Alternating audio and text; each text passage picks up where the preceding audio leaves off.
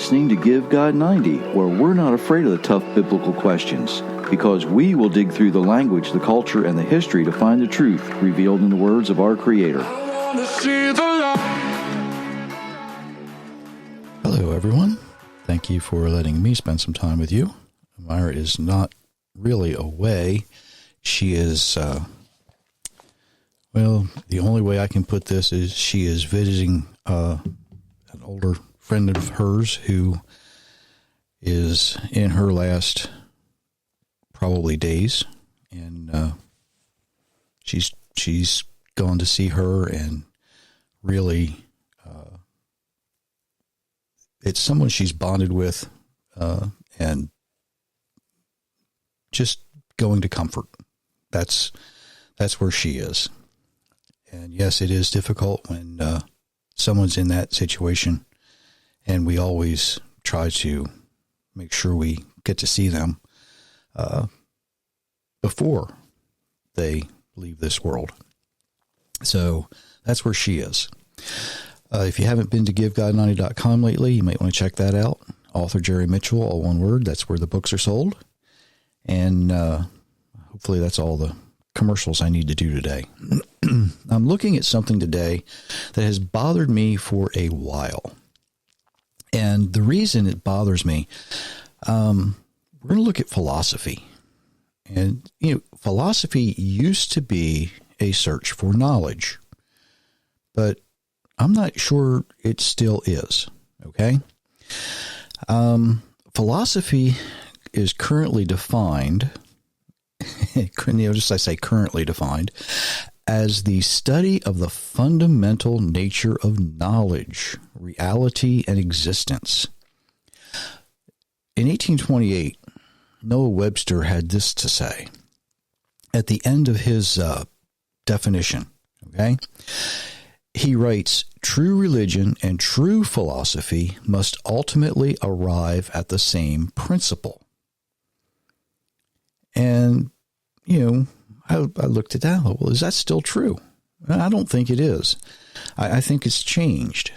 A few years ago, I attended a lecture by a very well-known academic, Skip Moen, who, as some may know, is a well-known doctor of philosophy.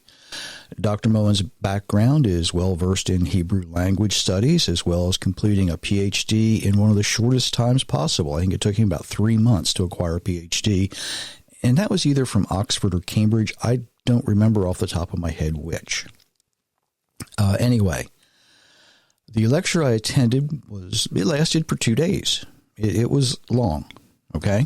It was very, very interesting. It was just long. What he was discussing, what Dr. Moen was discussing, was who wrote the end of Deuteronomy. Obviously, Moses didn't write it. He couldn't have wrote that last couple of chapters. He had died. He had gone up on the mountain and died. Now, there are some who believe that Joshua finished the book of Deuteronomy. Others think that it was a culmination of Ezra or Nehemiah, or Ezra and Nehemiah, I should say. Other people think it could have been Jeremiah.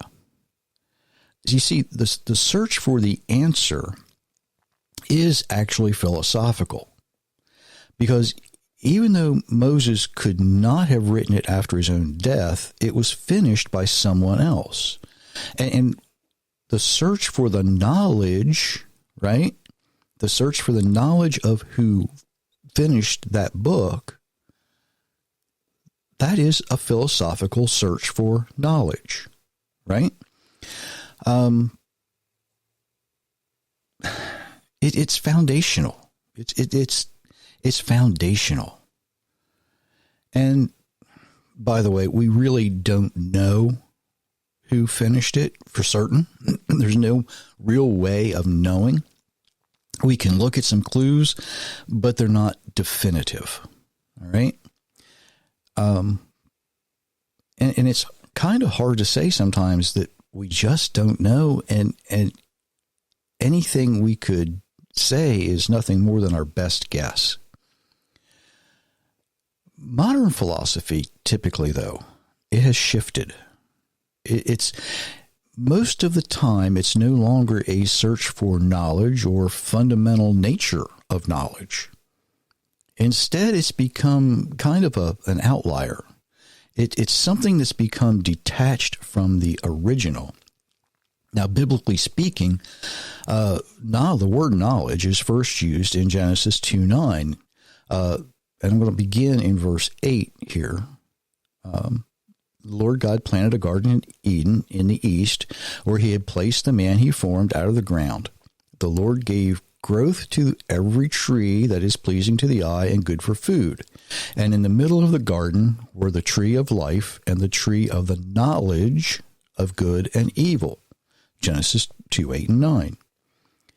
In the original Hebrew, if you look at the letters, it would have been understood, knowledge would have been understood as the door that lets us see a sign. It lets us see something important. It gives us information. In modern times, it's defined as knowledge or understanding. The Hebrew word, that's what it is defined as today.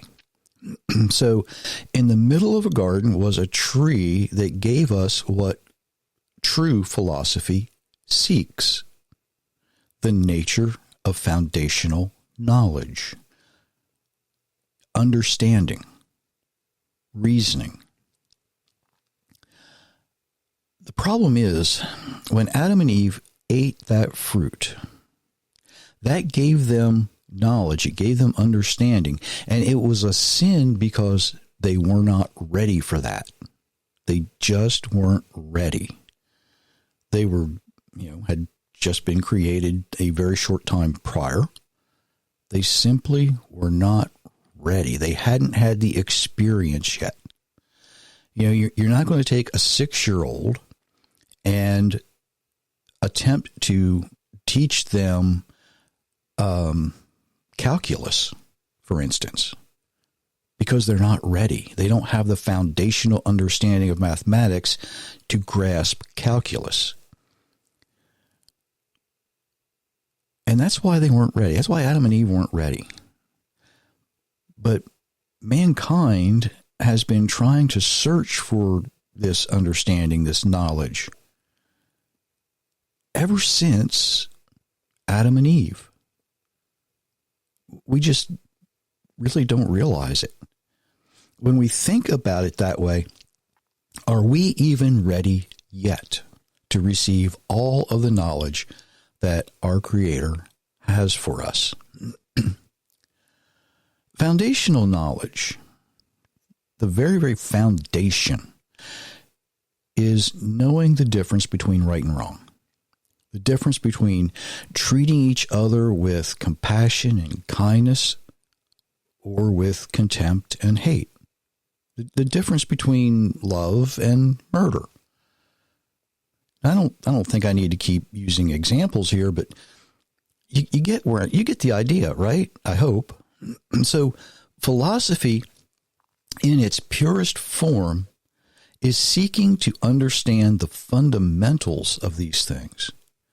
Why is it wrong to kill without cause? Why is it wrong to commit adultery?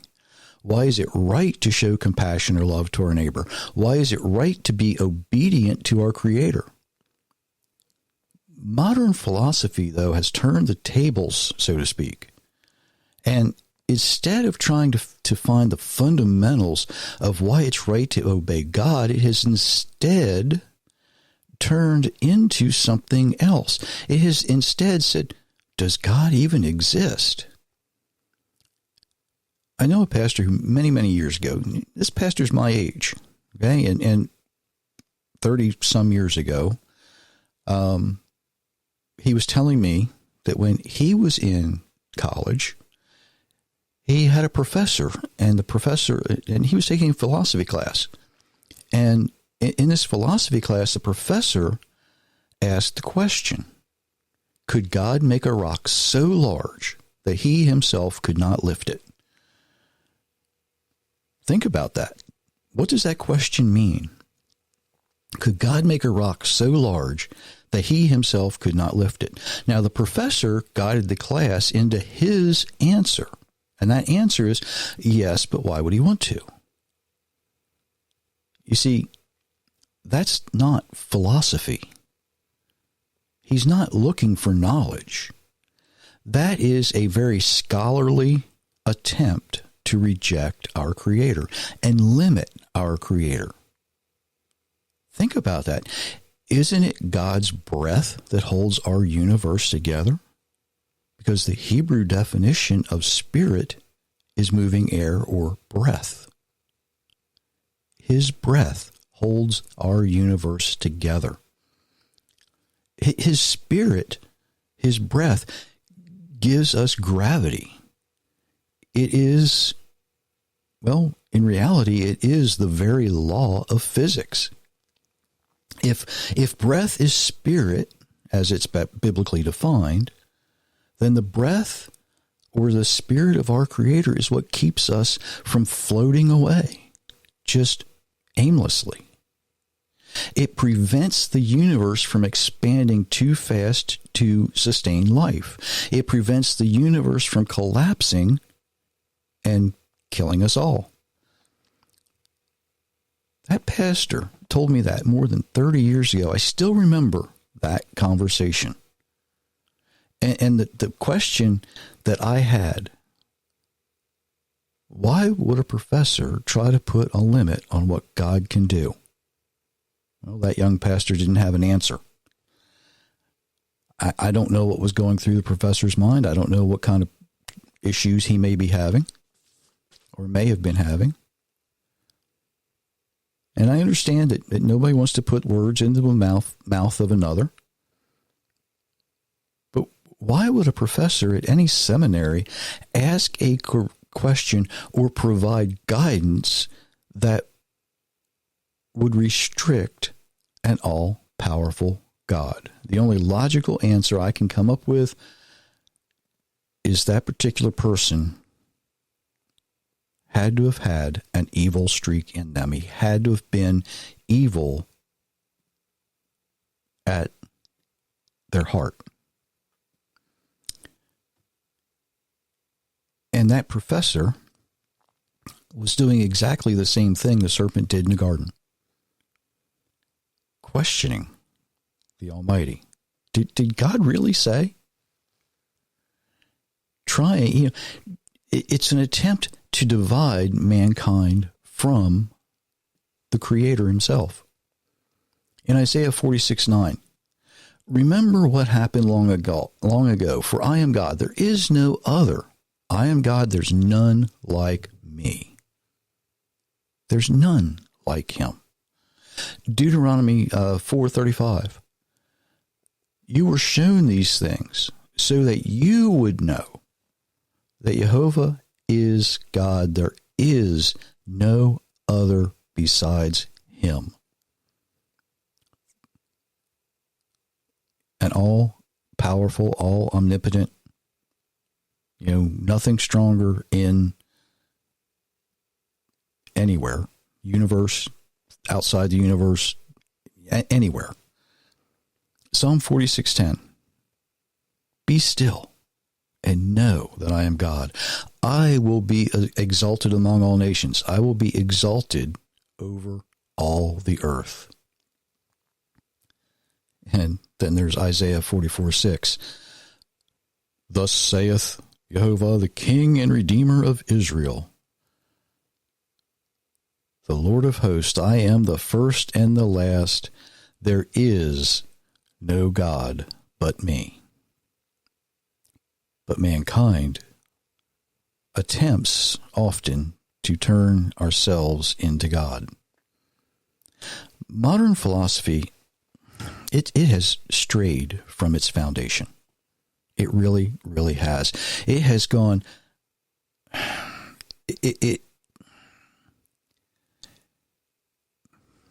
well, the only way I can say this, it has left the search for knowledge to seek foolishness. philosophy, instead of being able to seek the fundamental nature of knowledge, it questions knowledge. The modern church, it doesn't seek the face of God anymore. It rejects God. If you don't believe me, look at the various doctrines of certain denominations. They teach evolution. They do these things. They try to fit millions of years into 6 days of creation. Look at the number of denominations that promote homosexuality and transgenderism. Look at how many denominations promote doctrine that conflict with what's in the Bible.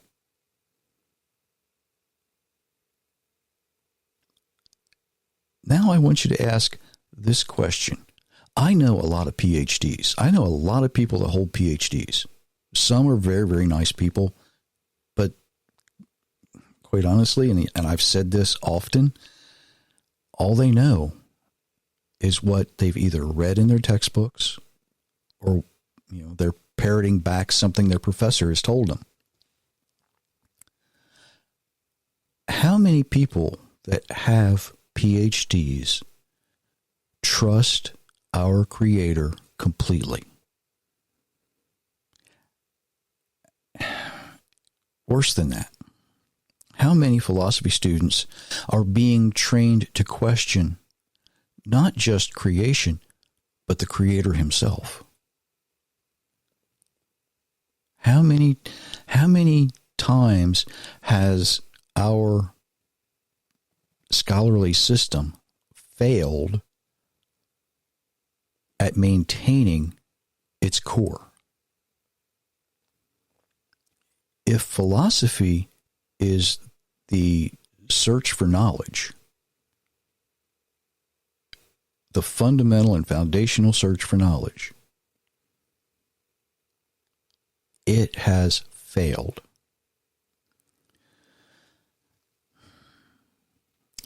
And it's being done. It's failing in the name of academics. It's failing in the name of progressive Christianity. And Christianity's not alone here. Jewish students in Jewish schools are being taught about Stone Age becoming the Bronze Age and then the Iron Age, when the Bible tells us they were all at the same time. How many students around the world being taught evolution is science, while those theories change almost every day? The Bible is consistent. Evolution is not. The Bible is consistent when philosophy has dissolved into chaos. The Bible is consistent while mankind is tricked let me say that again. The Bible is consistent while mankind is being tricked and deceived and being lied to. Believers, Jewish believers, Christian believers, anybody who calls God God, are being tricked because they have inherited the lies of their fathers. Sad, isn't it? There's still some scholars out there that teach the truth. They're still out there. They're very few and far between. Very, very few and far between. They're not easy to find. They're hard to find. And you've got to search for them. The world of academia tries to hide the truth. And I think it tries to hide the truth because the world of academia has decided there's more money in promoting the lie. It's the only explanation that makes sense. There's not that many people that buy the books that the truth can be found in. But, everybody loves fiction, apparently, because a lot of people are buying the fictitious books. No one wants to hear the truth. They're content to hear the lie. More directly to the point, they want to hear the verification that what they've learned is true, even though it can't be verified and it can be proven false. Philosophy has traded knowledge for contentment, and the cost of that is far more than we may ever know. Now, there's some good philosophers out there. In the last 25 years, I personally have only met two. The rest of them, not so much. Those two have not gotten the attention they deserve. They're not getting rich. You don't get rich by speaking the truth. And they're not getting any younger either. It's probably time that we stop listening to the false prophets, the imitation philosophers, and hear the ones that are bold enough to speak the truth. The ones who are willing to put more than their reputation on the line. The ones who are willing to challenge the status quo. The ones who are saying, read the Bible and let God be God. These are the same people who are willing to speak the words that the Almighty gives them to say. They're out there. And they're saying pretty much the same thing I'm saying most of the time. We need to learn to live the way you are designed to live by your Creator. Does philosophy still search for knowledge? Real philosophy does. But there's a lot of imitation in the world. We need to be careful who we listen to. Let's look at Exodus 31, the first couple of verses here. Jehovah said to Moses, "See, I have called Bezalel, son of Uri, son of Hur, to the tribe of Judah, and I have filled him with the Spirit of God, with skill and ability and knowledge," that's complete understanding, "in all kinds of craftsmanship, to design artistic works in gold, silver, and bronze, to cut gemstones for settings, and to carve wood, so that he may be a master of every craft." When I was young, I met an old fellow who had been a millwright. Now, back in his day, which would have been,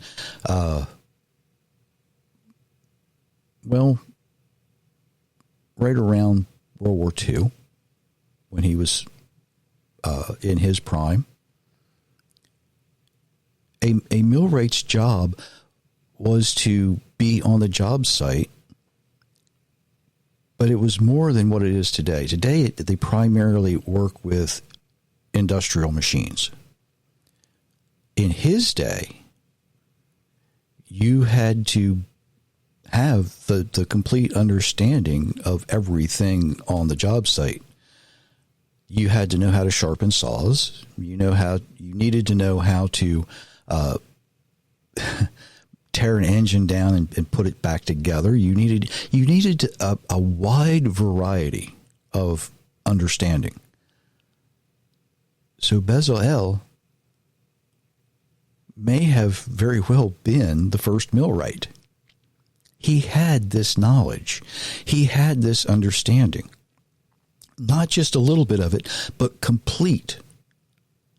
But more so than that, he had the skill, he had the ability to pick up the tools of his trade and do the things that needed to be done.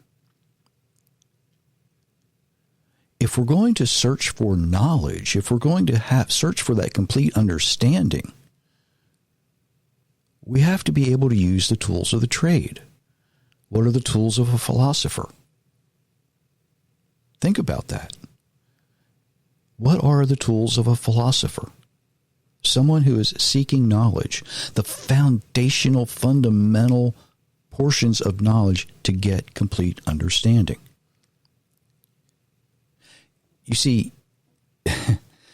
You see, Noah Webster was right.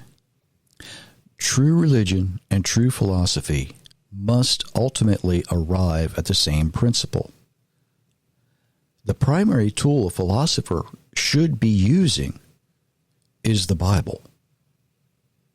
They should not be questioning their tool.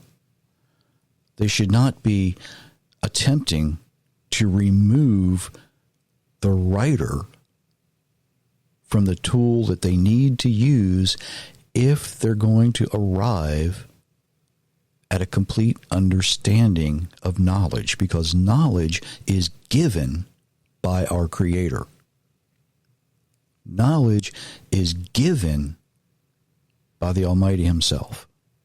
He's the one, and you've heard me say this often, He's the one that gives us the skills and the talents that we are to use to benefit the people around us. Philosophy has failed. Philosophy in modern times has failed. Because we look at these academics and we say, oh, they've studied all this, they must know. Well, the only thing they really, really know is what mankind has written in their textbooks, what their professors have said before them. They're parroting it back. And they simply no longer seek knowledge. They have come to believe that they are knowledge. We've allowed that. And we need to turn it around. If we're really going to attempt to understand, completely understand, what our Creator has for us, then we need to go back and start in the Bible, not tear it apart. Well, I say that, and I'm the one who looks at the critical information, right? I don't criticize it. I attempt to verify that the original writers, what the original writers have written, are what we're reading, not what was written later. Because if you add to what the original writer wrote, you no longer have the original writing. And we need to understand what the original writers wrote. And that in itself is seeking knowledge, isn't it? And no, I'm not a philosopher. I don't even try to be. I simply use the Bible in an attempt to have you live the way you're designed and give you the information and the tools you need to do that. Until next time, I do wish you many, many blessings, everyone.